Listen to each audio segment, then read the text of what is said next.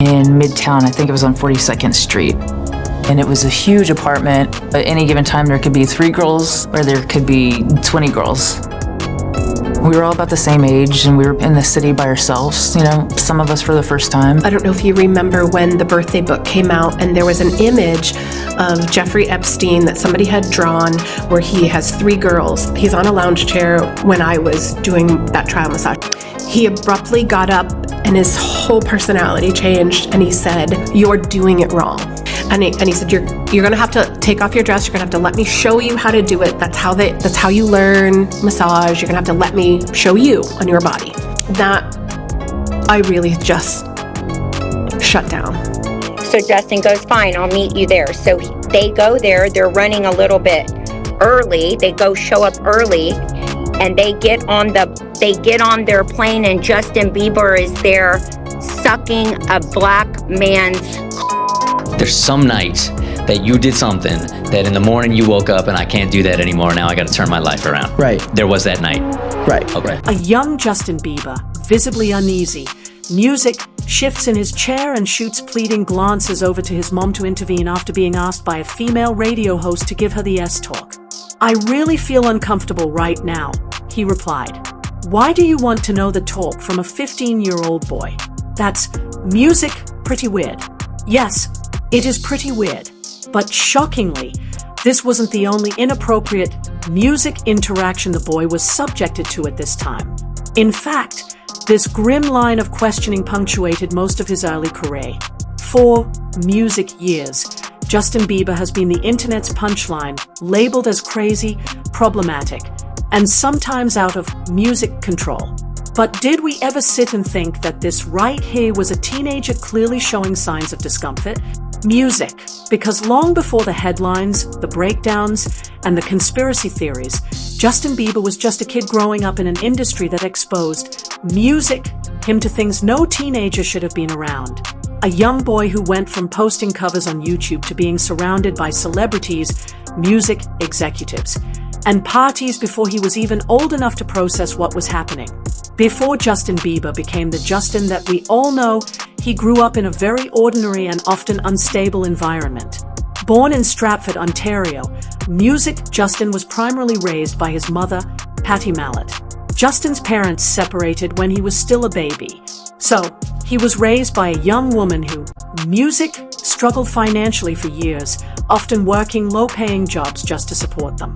In Justin's case, like a lot of these child stars, they come from an already broken family. So before he was famous, Justin was already fractured. Justin was born to a single teenage mom. She herself has talked about being a survivor of sexual abuse and physical abuse, struggling with her own substance abuse issues. This woman had a lot of adversity. Their family case is incredible, if not a miracle, but just because Justin became this big star does not mean he was not unaffected. And this is important because it has led him to his attachment style that he has, which if people were smarter, they would see his disorganized attachment and his addiction at the center of this toxic love triangle instead of focusing on, oh, Haley stalked Justin and Selena and Justin liked Selena's photo and all of that shit. Because not only was Justin raised by a single teenage mother, he was also abandoned by his father, who only reappeared when Justin started becoming famous. So imagine what that also does to you. You are worthless unless you perform.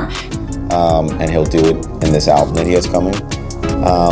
But I think, Justin didn't grow up with the easiest background before I met him. He'd gone through a lot at a very young age. And I also think that when you turn 18 and you come into that kind of money, we all go through stuff at 18 and 19 naturally. And then, for him to have that kind of access that young. Despite all of his childhood issues, the teenager from a broken home, music raised by a struggling single mother suddenly became the most famous kid on the planet overnight. And it came with a lot of consequences. As the young Bieber tried navigating and fitting in with the industry, music, he was often bombarded with the most bizarre questions. While appearing on the chat show The Talk, Music Bieber was asked, "Would you rather be naked on stage during one full song or drink a cup of blended worms?" When he was barely 18, Katy Perry, then 27 music years old, was filmed grabbing his bum at the Capitol Summertime Ball. And that same year at the 2012 American Music Awards, then 39-year-old Jenny McCarthy held on to Bieber while he was collecting his music award on stage. She started kissing his neck as he squirmed to get away from her. "Wow, music, I feel violated right now," he said. But the problem is it never ended there. I have a couple, just a couple. Well, tell me that's the last one. It might be. No, it is. You don't, I mean, honestly. David decided to treat Justin like his son's troubled friend looking for guidance, even though it was never asked for. Funny thing is, Justin ended up doing exactly what David told him not to do. But Letterman took it too far when he put his hands on Justin. You know, I got believed. Get that off there. Although this one wasn't explicit in nature, it was still totally uncalled for. David would later apologize for his behavior, but it's odd to see how many people were so willing to put their hands on the boy. Luckily, he was able to prevent Leah Remini from getting her hands on him during this interview on The Talk. I will squeeze your face. No, I will. No. Justin had to shout no 5 times before she would stop, but that's not all. Earlier in this segment, she was forcing him to answer a really strange would you rather question. Would you rather have to be naked on stage during one full song, or drink a cup of blended worms?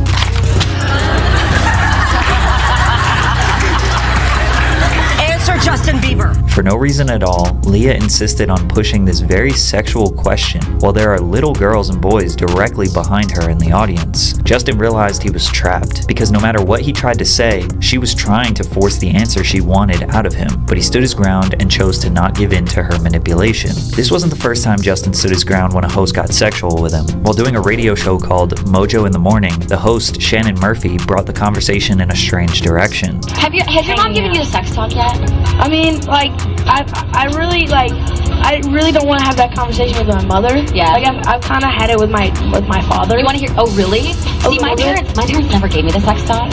Okay. So why don't you give me the sex talk? I feel uncomfortable right now. Oh. Why do you want to know the sex talk from a 15-year-old boy? That's pretty weird. He very clearly stated that he was uncomfortable when the host brought up sex, but the circumstances that built up to this are a bit confusing because earlier in the conversation, this happened. Justin, what are you going to be doing after the show tonight? I thought I was picking you up. Now, when I was 15 years old, I probably would have said some dumb stuff like that to an older girl, but apparently Justin couldn't keep his hands to himself. That little kid is like a walking set of hormones. He is. Wow, got a little too touchy-feely with you? He wasn't just like patting my butt, he was grabbing my butt and he kept saying, "Is it inappropriate? Is this inappropriate?" Oh my God. And he would grab it harder and go, "Is it inappropriate now? Is it inappropriate now?" Hi. Oh my gosh, he's kissing me. Here, come sit here. Come sit with me right here. Dude, Justin Bieber just comes up and you just started making out with me, you know that?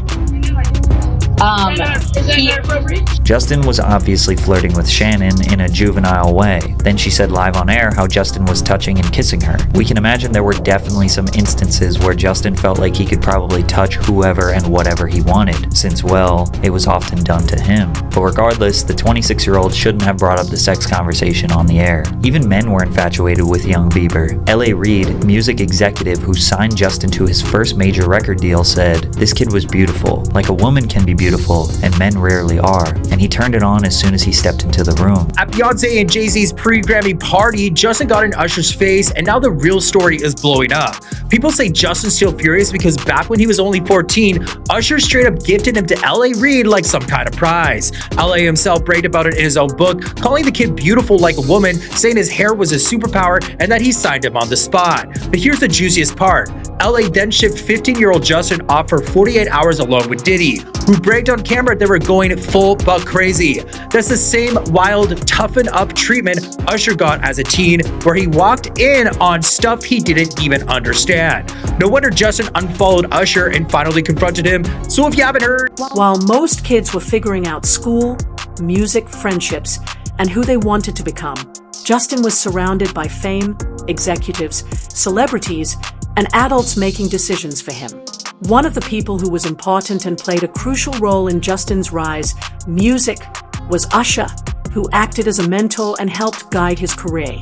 But years later, people began looking at that mentorship differently. Music. After old interviews resurfaced about Usher's own childhood experiences with Sean Diddy Combs.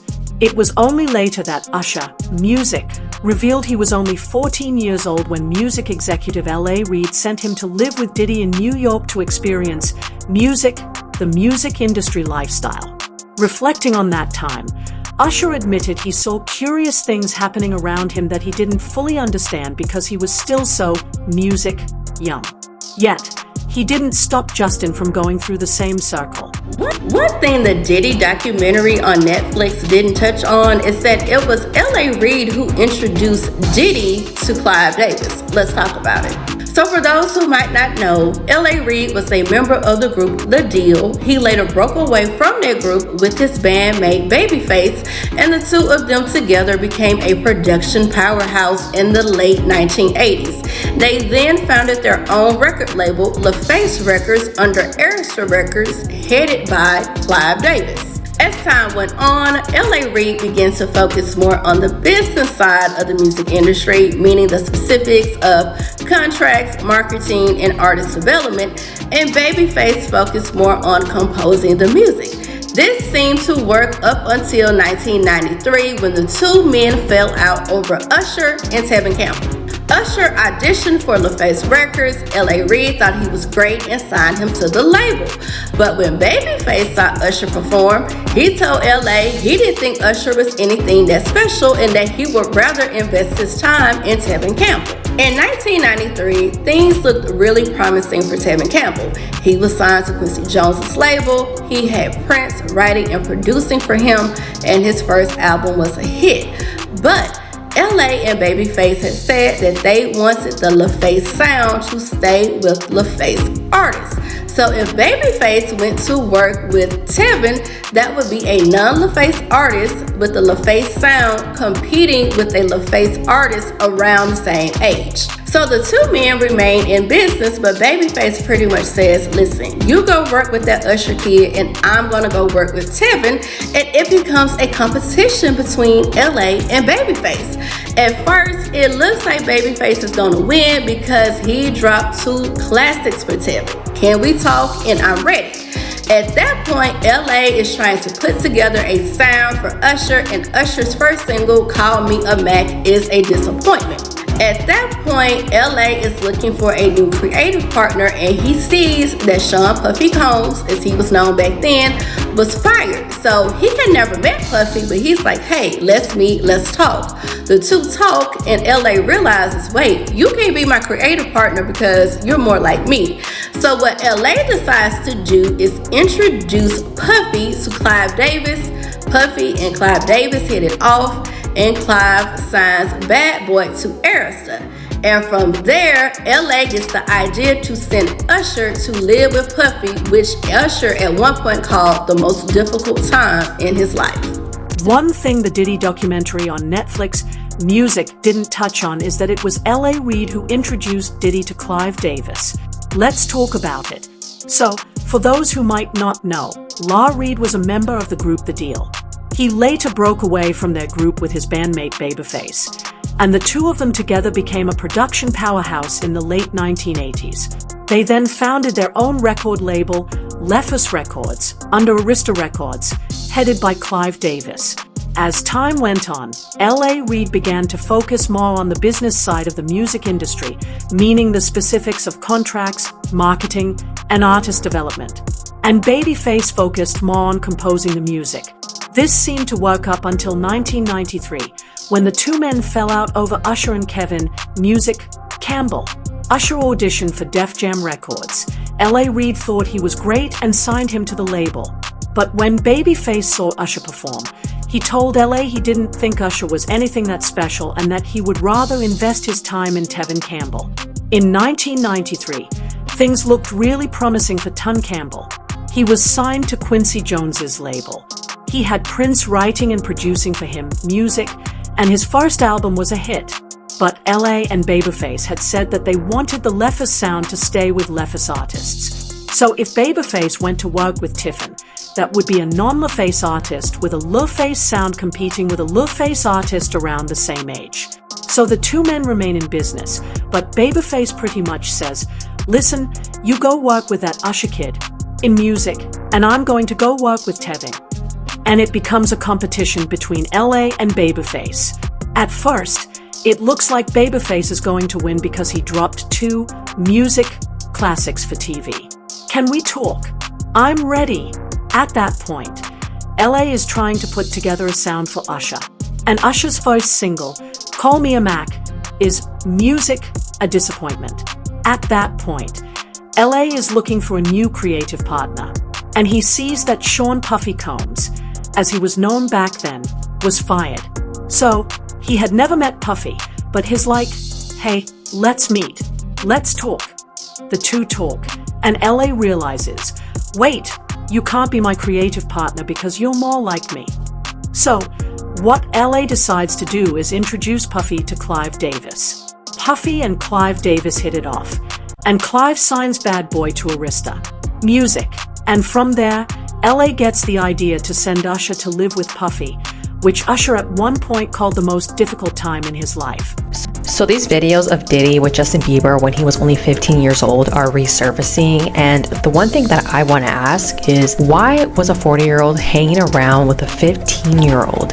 Why did no one think that was an issue or a red flag? And also, listen to what he says in this clip. Where we hanging out and what we doing, we can't really disclose, but it's definitely a 15-year-old's dream. You know, I have been given custody of him. You know, he signed to Usher. I had legal guardianship of Usher when you know he did his first album. I did Usher's first album. I don't have legal guardianship of him, but for the next 48 hours, he's with me. So and we gonna go full crazy. This is literally the definition of grooming, and Justin, who was only 15 here, he was new to the industry and definitely very impressionable. Man, you good? I'm good. How are you? All right, young brother, everything's good? Selling out arenas and everything? Starting to act different, huh? You ain't been calling me and hanging out the way we used to hang out. Well, I mean, you tried to get in contact with me, you know, through all my, partners and whatnot.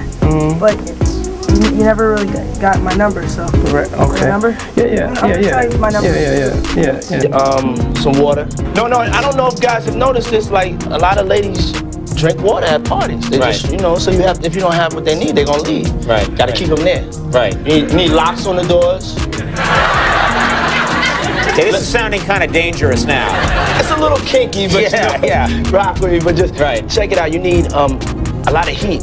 You mean that physically the place has to be hot? You don't have no air conditioning. No air conditioning. No. Why is that? Heat affects the alcohol, and it also affects, like, everybody gets a little bit more comfortable and loose. Builds up a nice little sweat. That just sounds disgusting. What are you doing? Every video like this that reemerges has people horrified. And to make matters worse, it was revealed in a new lawsuit that Diddy is facing allegations of abusing children as young as the age of 9 by promising to launch their careers in the entertainment industry. Apparently there's over 120 accusers, including 25 minors, and that leads to why so many people are looking more closely at Diddy's seemingly close relationship with a very young Justin Bieber. So, what do you think? Was Justin Bieber really just another troubled music celebrity the internet mocked for years? Or was he a child star who got pulled into an industry far darker music than most people realized? Let us know in the comments below. And if you liked this video, hit that subscribe button so that you never miss out on any new videos. Music, and until then, fam, keep it real.